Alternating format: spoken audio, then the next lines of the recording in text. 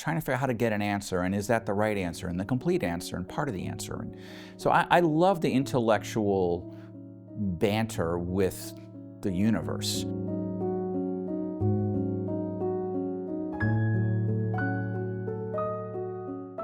My childhood, I would describe as being incredibly boringly normal. So I have two siblings, or had two siblings. One has passed, much older than me. And so I was a late single child. My parents moved to California when I was 8, I would say, in what is now called Silicon Valley. It was not called Silicon Valley then. It was orchards. So I used to steal apricots on the way to school. Probably shouldn't admit to that now, but I think statute of limitations has probably passed. And we lived in American suburbia. I mean, really kind of boring. Staunchly middle class, middle of the road family growing up. No one in my family had gone to college. So that was interesting. When I was expected to, though, which was kind of interesting. I'm not quite sure why, but I was. So, but just average good student. Not great, good. Never failed anything. Came close a couple times, but never failed anything. So just basic average student, which was great. Went through high school. Played a lot of soccer, football in Europe. Was pretty good, but not good enough to make a living at it. I was in theater. Pretty good, not good enough to make a living at it. And I liked science. I was an inquisitive kid and asked a lot of questions and annoyed a lot of people. And so science was my fallback career, if you will. And we couldn't afford for me to go to regular college, so I went to 2 years of a community college in California, which was an amazing deal at the time. So I could work full-time and go to college and save money to finish my university degree down at UC San Diego, which I did, which was fantastic, which is where I got hooked on immunology. But I got hooked on immunology in college by a professor named Dick Dutton, who is an old-time famous immunologist, terrific guy and terrific scientist. And at that point, the tools to understand how the immune system worked were just beginning to evolve. And I looked at it and thought, this is responsible for everything, all human disease and all human biology. It's a slight exaggeration, but and we don't know anything about it. So this would be fun to study. So that's how I got into doing immunology. I went to graduate school, spent 4 years at UCLA, and that was a terrific education, and learned an enormous amount, and went on from there. But you know, up through college, I was very normal. I wasn't a science dork. I didn't do science fairs. I didn't do any of that. I was busy playing soccer, doing theater, going to the beach, and trying to talk to girls. I think there's no between science and art, absolutely. Between science and the theater, nothing, as far as I can tell. The only advantage is I got comfortable talking in front of people in groups. So I can be extemporaneous. We used to, you can give me a set of lines, I'll remember them, but I can also don't need lines. One of my favorite moments in the theater, which was terrifying at the time, is I'm on stage by myself and someone's supposed to come join me and we're supposed to go on to the next scene, except he doesn't show up. So I'm standing there in front of an entire audience without anybody with which to have a conversation. But I learned all the lines in the play. So I would say my line, and then I would say his line in a way that says, I wonder what would, and so I flipped it around. So eventually he showed up on stage, not knowing where we were, and other people finally came on and stuff. But it was a terrifying moment at the time, but it was also this moment where, okay, how do I adapt to this? Because I'm standing here embarrassing the heck out of myself in front of hundreds and hundreds of people. How do I adapt to this? And so I did. So you learn to do stuff like that. So that's where the theater was really useful. Now, I couldn't dance and I can't sing.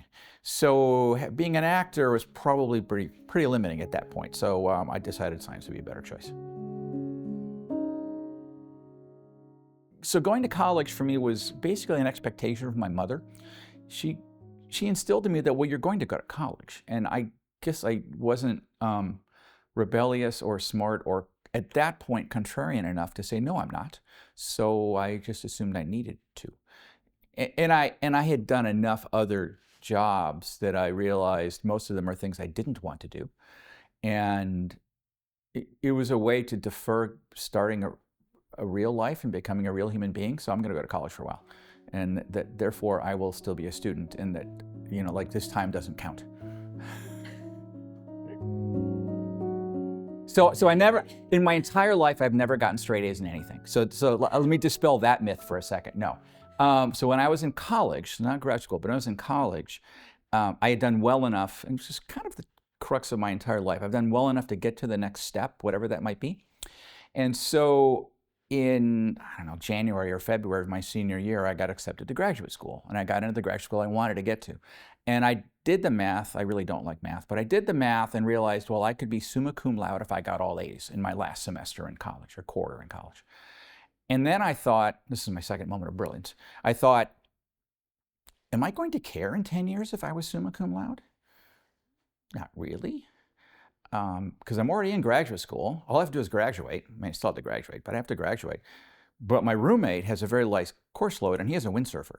So we could spend pretty much the entire semester windsurfing in Mission Bay in San Diego. So we did that, which was fantastic. I got really good at windsurfing for a while.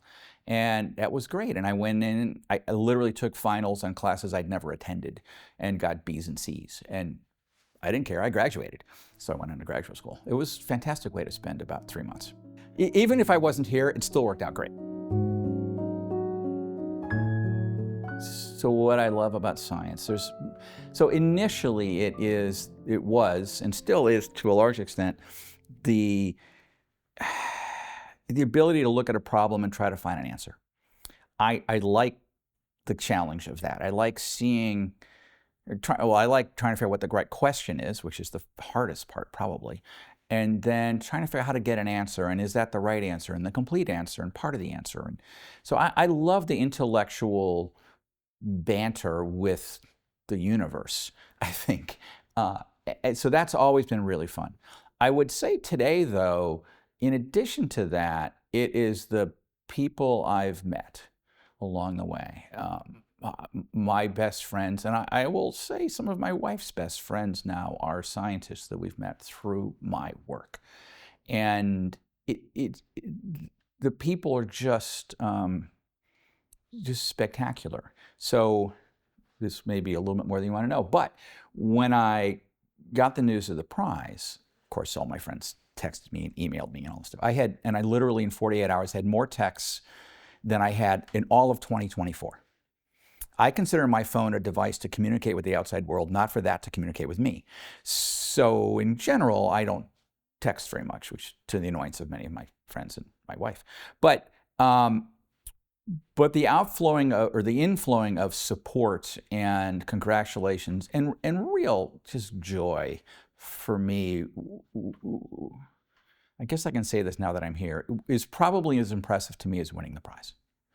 I was obviously shocked to win the prize, but I was so touched by the people who have come out and given me these.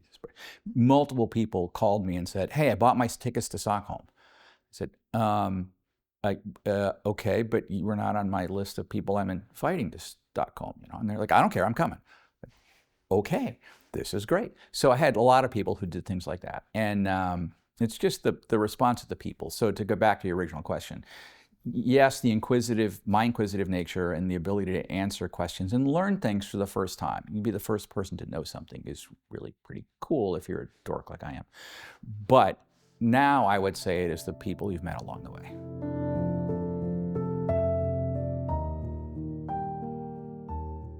So when I had left my postdoctoral fellow, or was leaving my postdoctoral fellowship at the NIH, I was looking at both academic and biotech positions.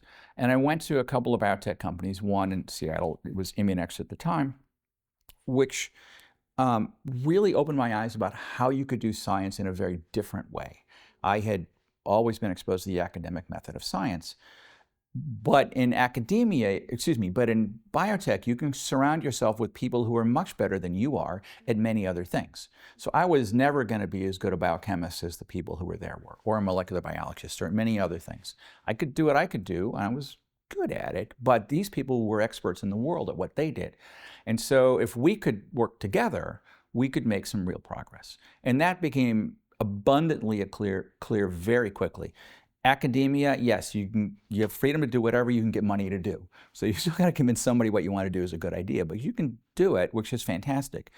But I like surrounding myself with people who are smarter than I am, so that I can help contribute to things, but it's not all dependent on me. And to be honest, I think it's a more efficient and effective way to progress. And this prize is the perfect example of that.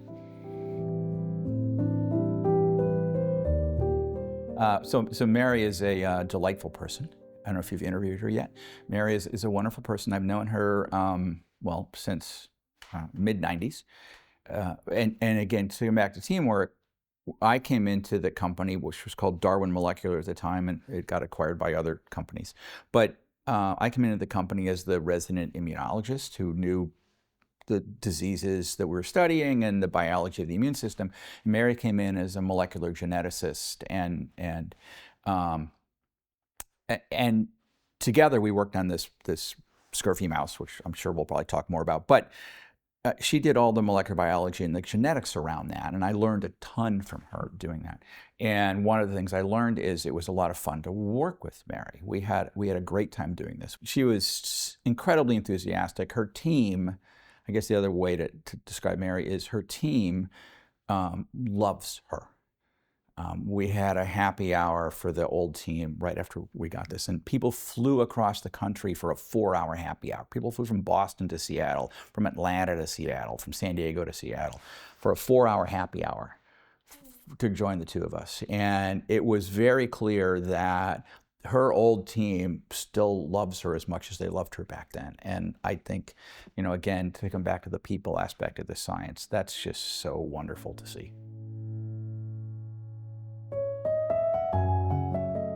Failures in my career. How much time have we got? Of course, tons of failures. Just being wrong is part of being a scientist. We're wrong all the time. I was telling this to somebody upstairs a few minutes ago. One of the jokes that I use all the time, but it's not a joke, it's really true, is when we got to the point of trying to identify this gene, we had 20 possible genes it could be. And I prioritized those genes. The gene that was responsible was the last gene, which means I could not have been more wrong in my prioritization. It's absolutely the most wrong thing I could have done. Now, we got it eventually, so it was still there, but it was because there was nothing left. It's not because I was smart or had any foresight. There's plenty of times when I have been wrong, we have been wrong about so many different things. And every scientist is wrong about a lot of stuff. You only talk about the stuff when you're right. No one publishes stuff that says, this is my idea and I was wrong. That never gets published. So people always talk about what has worked, of course. And when you're wrong, you never know. Often you don't know why, or you don't have the right tools to prove that you were right. Also true. But it happens all the time. And you just pick yourself up and you keep moving forward, because that just means you need to look at it from a different way, et cetera. Somebody said this, one of my former colleagues says this all the time. You can be right or you can learn. And I don't always learn, so I'm not sure that's actually accurate in my case. But you're wrong a lot. The baseball analogy in America, which probably doesn't work here, is if you're able to be successful one third of the time, or 3 out of 10, you're in the Hall of Fame. Science is probably about the same. We just don't publicly show the 7 times we fail.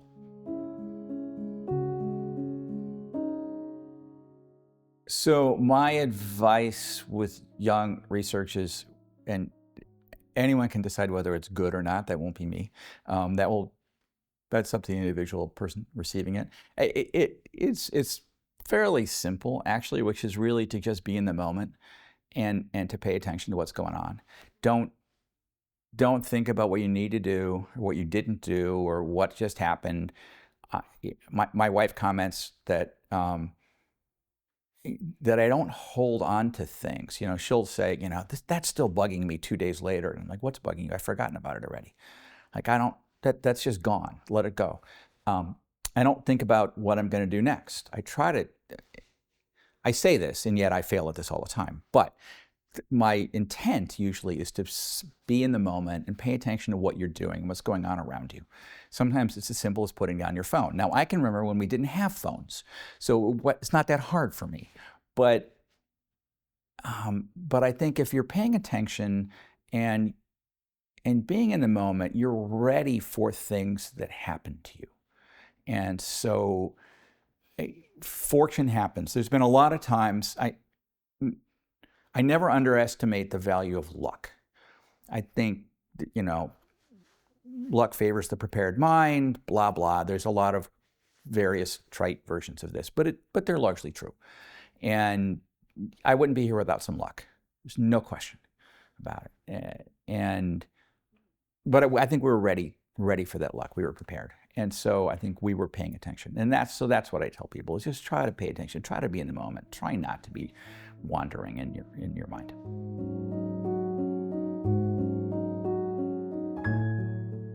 To be successful as a scientist, I think you really need to be curious, you need to be inquisitive. You want to know answers to stuff that you don't have a good sense on. You have to be stubborn because you're going to be wrong and you're going to not get through this. You have to have a long-term perspective. You can go months, years, sometimes making painfully little progress on something, and then something happens, and it's exciting. But if you need immediate gratification, you should not be a scientist. That's not going to work for you because there's very little immediate gratification in this business. So you got to be stubborn, and you've got to have a long-term perspective. But beyond that, it's not that different from many other lines of work. If you want to be good at something, you put in the time. You pay attention. You learn the skills. You advance by learning and understanding things you didn't know. That's not so different from being a chef or anything else, a journalist, et cetera, right? So I think those traits are very similar. But the inquisitiveness for sure it's not unique to science, but it's critical. And I think being a persistent, stubborn person is really important. So I was actually thinking about this the other day. So we are not the paragon for diversity in this field. And I do think diversity is important because different genders, different ethnicities, different geographical locations, different socioeconomic backgrounds, all color the way you think about the world.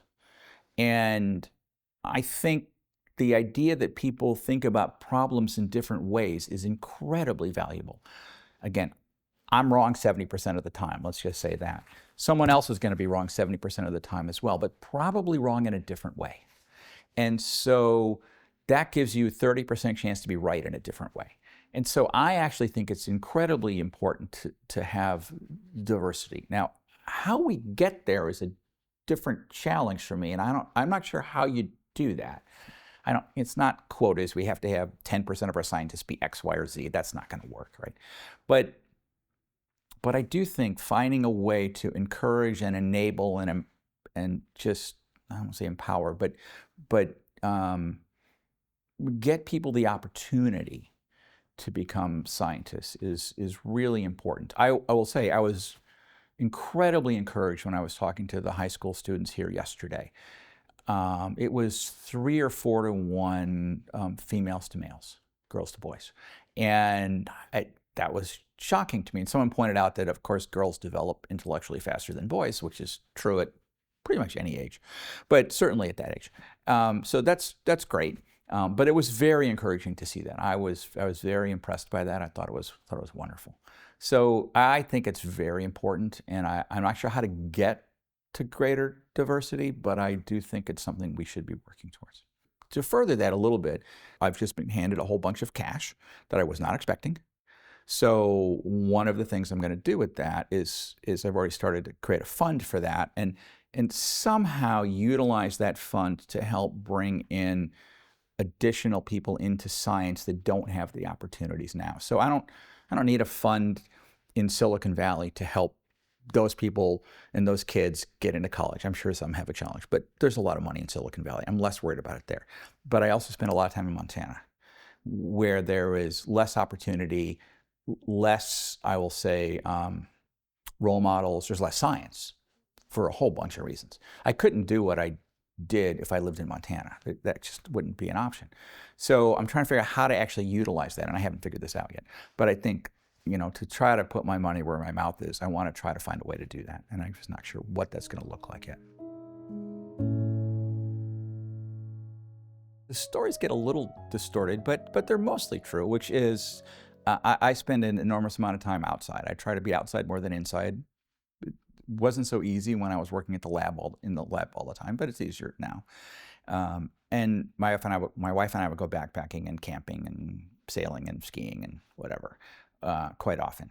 And often we will spend 2 or 3 or 4 weeks after the Labor Day holiday in the United States, when most of the kids go back to school and people go back to work. We don't have kids. We take our dogs and go out in the mountains, which is what we did. And so we were gone for almost 4 weeks in the mountains. And I had no idea when they gave out the Nobel Prizes. I mean, I know it's around the 1st of October, but I don't really pay attention to that because it wasn't part of my thinking process. And so we were just gone off grid, and we were in places where there's no cell service. We weren't in campgrounds. We were just off in the woods in the mountains. And it snowed the night before, or the night of announcing the prizes. And I didn't know it was the night. And I thought, I'm not sure if we can get out tomorrow. We may have to wait a day, which was fine. We have a little trailer. We were fine. We were dry. We had food. It was all good. And we got up and thought, well, I can get out. It'll be fine. So we get out and we drive through Yellowstone National Park, and my phone's in airplane mode, which it usually is. And we drive through the park and we go through a little town on the outskirts of the park. And so Laura's phone loads up, but she's not looking at it. And we pull off in a little campground to let my dogs go run around for a few minutes and take off. And she's in the front of the truck and she starts yelling, "Oh my God, oh my God." And technically we're in grizzly bear country. And I thought, there's no bears here. What's the problem? And she gets out and comes with a really big grin. I'm outside with the dogs. And she has this big grin on her face. She says, "You won the Nobel Prize." I said, "No, I didn't." There may have been an expletive in there. And she said, "I have 200 text messages from our friends that said you did." Like, okay, I'm a scientist. I believe in data. Apparently I won the Nobel Prize. Okay, that's shocking. And I joke. I said, my friends might play a joke on me, but not 200 of them. They're not that coordinated. They're not that good.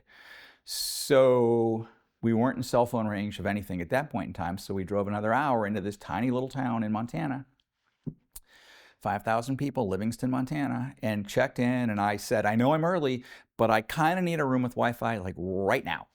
And the woman at the front desk said, "No problem." So we get in, and I start seeing all the texts and the emails, and I called Thomas Perlman of the Nobel Committee back.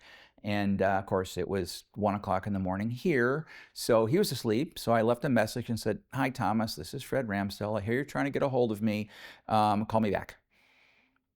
And so then I called a few other people. I called Mary right away because she's, again, a good friend, and started calling people and responding to people's texts and emails. And I tried, and I think I did respond to everybody individually, which was a lot and took me a while. Somewhere in this process, we decided we needed food, so not a lot of options in southern Montana, so we went to an Irish pub and sat at the bar. It was a crowded Irish pub because it was a football game on Monday night. And sat at the bar and had fish and chips. And I looked around and thought, no one in this room has any idea what just happened to my life. This is crazy. It was really pretty funny. And the next morning, the woman who had checked us in, I think Laura told her that I'd won the prize. So we saw her. We were out walking the dogs. We saw her when she pulled up, and she said, "Did you really win the Nobel Prize?" And I said, I did, yes. And she said, "I've never known anybody who's won a Nobel Prize." And I thought, you live in a 5,000 person town in southern Montana. The odds are not high. You're going to meet anyone who's won a Nobel Prize. But I didn't say that. That's what I'm thinking. Like, well, of course you haven't. She said, "Can I hug you?" I'm like, "Sure. That's weird, but sure." It was very sweet, super nice. So that was my first little bit of, okay, my life is really going to be different now. And it's been quite different ever since.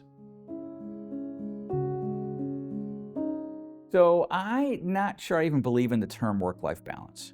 So I know this blew up on social media. The good thing for me is I'm not on any social media. So I have no idea what people said about me, what memes are out there. I have no clue. And I'm fine not knowing. People can make fun of me all they want, and that's great. Um, I don't, I never think about work-life balance. To me, it's all life. So I love the work that I do. And so it's not, it doesn't, this sounds corny. It doesn't seem like work. I mean, some days it absolutely seems like work, but it's just part of what I do. It's part of who I am. So I don't separate these things. So I think this goes back to kind of paying attention and being in the moment. So when I am doing experiments or reading papers or whatever, I'm in that moment. When I am out cutting and chopping wood so that I can heat my home all winter, I'm in that moment. It's all part of life for me. Now, I do have the incredible benefit and luxury of doing something that pays my bills and more than pays my bills that I really like doing. And so I get that that's a luxury not everybody has. I totally understand that. But so I don't think about, oh, I'll go off there so I can recharge so that I can come back here and be good. That's not the way it works for me. It may actually physiologically work that way, but I don't think of it that way. I just think of it as things I do. And science is one of the things I do a lot, but it's just one of the things I do. It's not different from the other things that I do.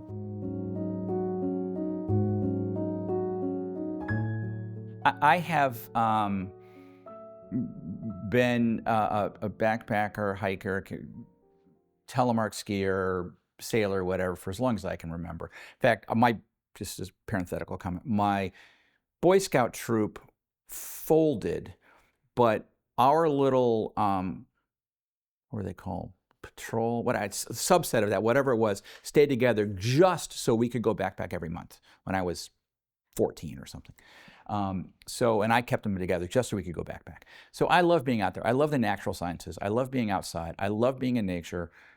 I love everything about whether it's weather, the animals, all of it. None of it, I feel incredibly comfortable. It's not intimidating to me at all to be in grizzly country or whatever. I love being out and doing things. And there's just something about the being independent. I will backpack on my own. Usually I take a dog. They don't talk to me very much, but all of that is to me very comfortable and calming, and it's just very peaceful. I love being out. So it's incredibly humbling. The whole experience is incredibly humbling, right? I am the face of this, but obviously teams and teams of people were responsible for all the work that we were just awarded a Nobel Prize for. What we've done hasn't really actually saved anybody yet. We are now at the point within the last 12 to 18 months of actually trying to see whether what we discovered can in fact cure people with autoimmune diseases like arthritis and MS and diabetes and others. So we're at the point where we're in version 1 of trying to test that. Will version 1 be the thing that cures everybody? That would be lovely. That would be amazing. If version 1 doesn't do it, versions 2, 3, or 4, I'm pretty confident will. But we'll have to see. The data hasn't come through yet. But it's incredibly humbling, really, to have people express their gratitude for this. In fact, we had, I had a, I don't know, cousin-in-law or something who thanked me for her aunt's cancer therapy. I had nothing to do with that, but I kind of like the fact that people are now appreciating what science can do. So I'm more the face of science than I am the specific discovery for Nobel to some people, and that's okay with me. I'm okay with that. I think if people appreciate what science can do to help drive understanding and eventually medicine, then if this highlights that, that's fantastic. And so I feel really good about that.